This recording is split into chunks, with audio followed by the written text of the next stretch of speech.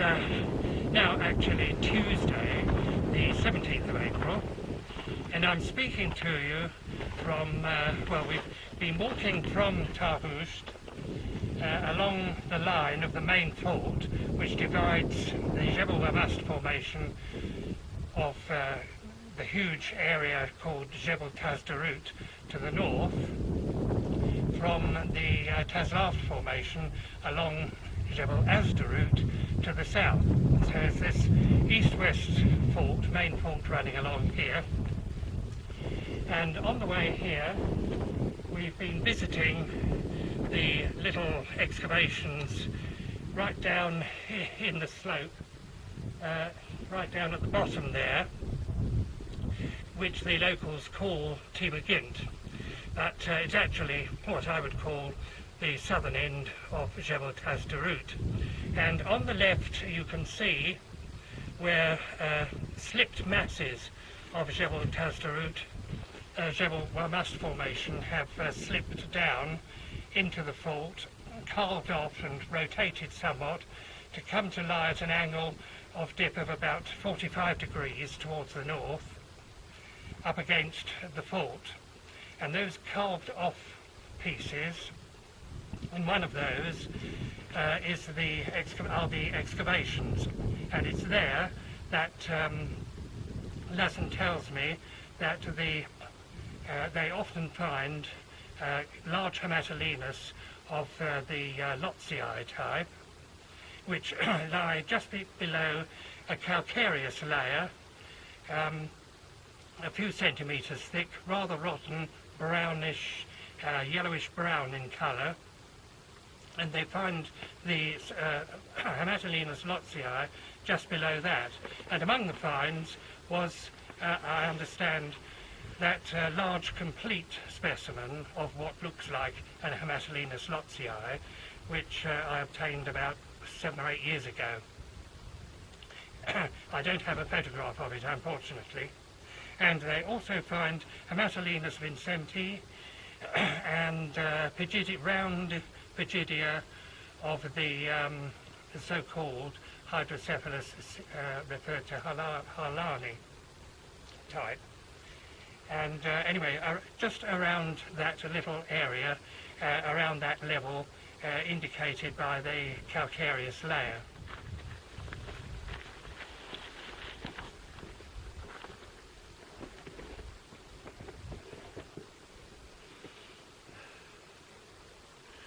Oh, it's now Wednesday, and we've come up to the western end of Tibagint, where, as you can see, this is the upper surface of the Tazlaft formation, and it's where it meets the base of the Jebel Wamast formation.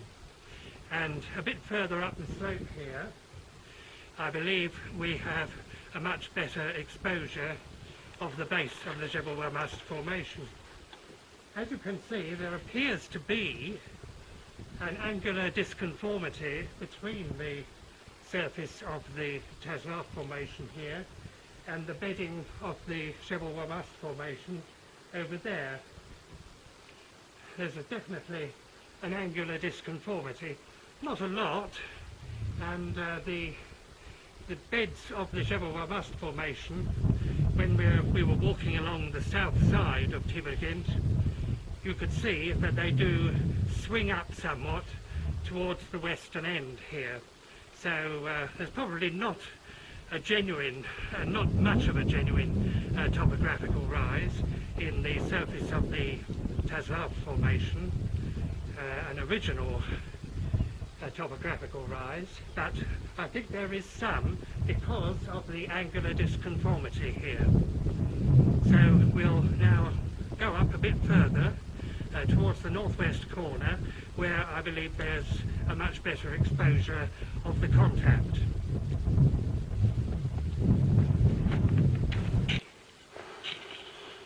Well, we've come further up the slope, and as you can see, this is one of the places where the Tazlaft formation, the surface of the Tazlaft formation, can be seen to run below the base of the Jebel Wamast formation. where Lassen is excavating to see if we can prove that this is the base or somewhere within colour cycle 2.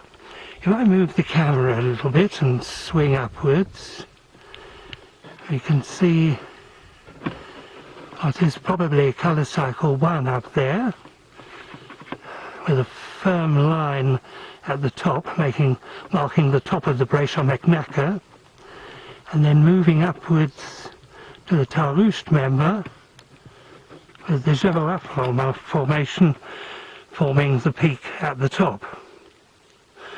Now we're going to continue excavating here for a while to see if we can find any fossils at all, and then I think we'll move down again somewhat to another position where we can actually see a conglomerate on top of the on the surface of the Taslaft formation.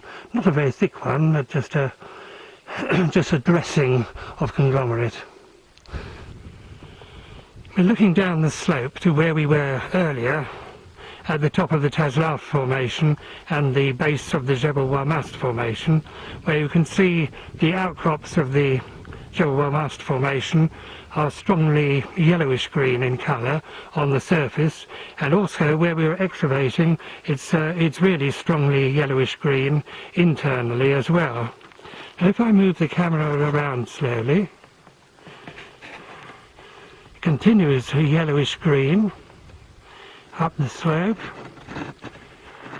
until we get to about here, when it turns bluish green in colour, and bands of nodular material begin occurring, and they're bluish green in colour too. So just about here the yellowish green turns to bluish green at the base of the more vertical outcrop, which I believe is the base of colour cycle 1. And then if we continue round and upwards, it continues bluish green up to a definite strong horizontal line up there, which is the top of the Brachymac member. So that, I believe, is colour cycle 1, and that we have begun our foray in colour cycle 2 just below. We haven't found any fossils at all yet, unfortunately. Doesn't seem to be very fossiliferous around here, but never mind, we'll keep persevering.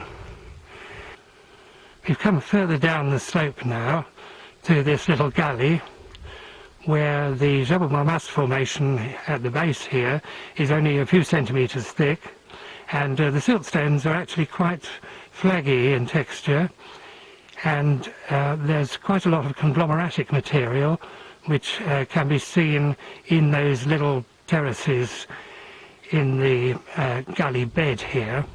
I'll splice in a close-up of it in a moment, and if we raise the camera slightly, you can see coming in at the left a little swell in the underlying Taslaft formation, which I believe is an actual genuine topographical swell from that era.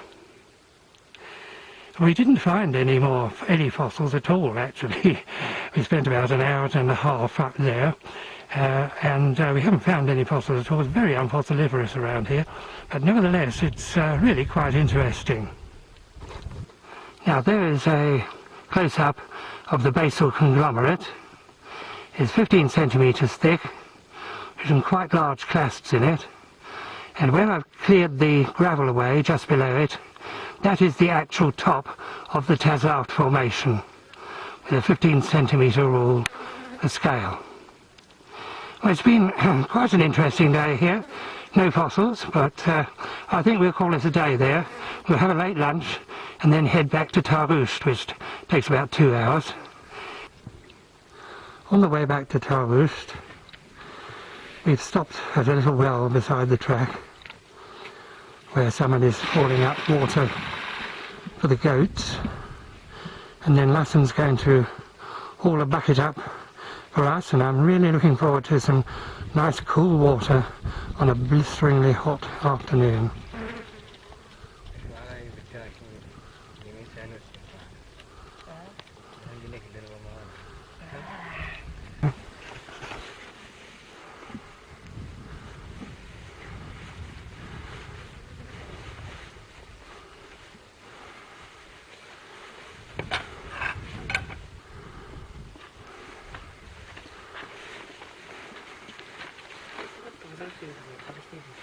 Huh?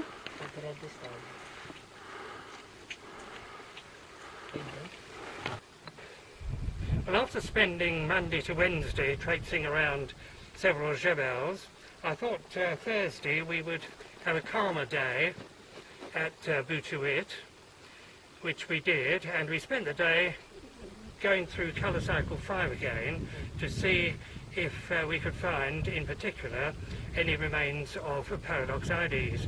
We were not successful in doing so, I'm afraid, and all we found was mainly King Aspidoides, and I've just retained a few of the better preserved specimens. So that was yesterday. Today's Friday, and we've come up here again, in particular, to look for well-preserved Cranidia of Paradoxides of the Levisetii type. Around 14 metres, a little below the Morenoensis level, we found a rather small but otherwise complete and well-preserved cranidium of the right type, but it is also slightly sheared. So it's not really typical for the species, and so we came down to some excavations which expose rock between 9 and 10 metres, and there, among the excavated material, we found several reasonably well preserved cranidia of medium size, and I'm hoping that one of those, with at least one of those anyway, with a little preparation back in the United Kingdom, we can make into a really quite well preserved cranidium, and one that is typical for the species. The other thing I must mention is that while we were going through the excavated material, I found fragments of what must be the largest Myopsilonites you're ever likely to see. Really quite remarkable. Well, I'm making this the last day, actually. We didn't this morning go up Butuit to the Tarouche member to see if we could find any of the Paradoxides with those particular tubercles on the surface, because I think we're actually looking at Acadoparadoxides briareus, but possibly a slight variation on it with a tubercular surface. But anyway, that can be left for some other time. What I thought we'd do is just to polish off the top of colour cycle 3, and so we've been excavating here where the purple band at the top of colour cycle 3 meets the green silty mudstones at the base of the next colour cycle. And so we've been excavating here and recovered several pieces of Paradoxides, Hematolenus lotzii, another Hematolenus, I'm not quite sure which it is, and Protolenus densigranulatus, and one or two other things like Trematobulus splendidus, etc. And so it's midday now, and it's getting blooming hot. So as it's the last day, I think we'll pack up now and head back to Tarouche and have a nice siesta. So that's it for this year, I'm afraid, and see you next year. Bye.